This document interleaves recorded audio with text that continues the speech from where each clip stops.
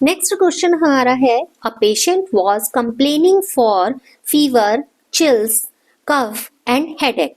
His lips and fingers turns gray.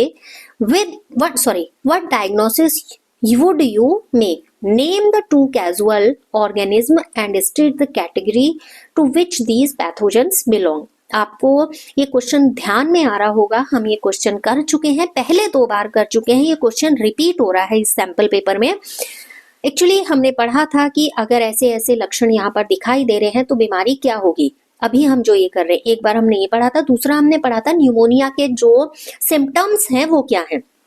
तो देखिए ये जितने सिम्टम्स दिए हैं यहाँ पर, फीवर है, चिल्स है, कफ है, हेडेक है और लिप्स हैं और फिंगर नेल ग्रे हो गए हैं, ये सारे के सारे सिम्टम्स इंडिकेट कर रहे हैं कि पेशेंट किससे सफर कर रहा है. पेशेंट को न्यूमोनिया हो गया है. ठीक है, न्यूमोनिया हो गया है.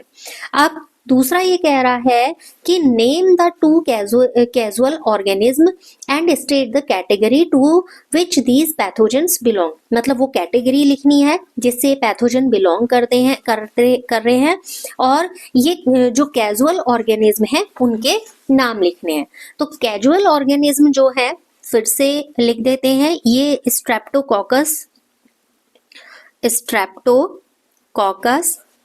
न्यूमोनी. ठीक है, स्ट्रेप्टोकॉकस न्यूमोनी. और दूसरा इसमें है हीमोफिलस इन्फ्लुएंजी. क्लियर हो गया. ये स्ट्रेप्टोकॉकस न्यूमोनी और हीमोफिलस इन्फ्लुएंजी 2 इसके कैजुअल ऑर्गेनिज्म हैं जिनकी वजह से ये बीमारी हो रही है. क्वेश्चन हम जो पहले पढ़ चुके थे, हमने पढ़ा था कि स्ट्रेप्टोकॉकस न्यूमोनी किसके लिए रिस्पॉन्सिबल है. अब रही बात नेक्स्ट क्वेश्चन, वो ये कह रहा था कि ये दोनों पैथोजन किससे बिलोंग करते हैं.